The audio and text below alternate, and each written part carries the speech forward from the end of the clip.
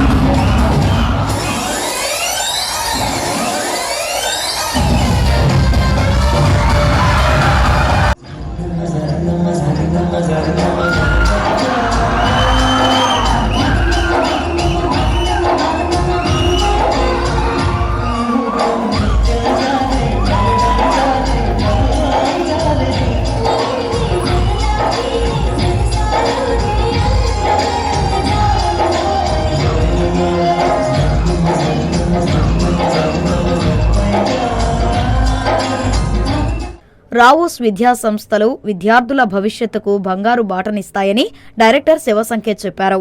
విద్యతో పాటు క్రీడలు, ఉపాధి అవకాశాలను కూడా అందిస్తున్నామన్నారు. తమ కళాశాలలో చదివిన వారికి మంచి ఫ్యూచర్ను అందించడమే తమ ముందున్న లక్ష్యమని చెప్పారు.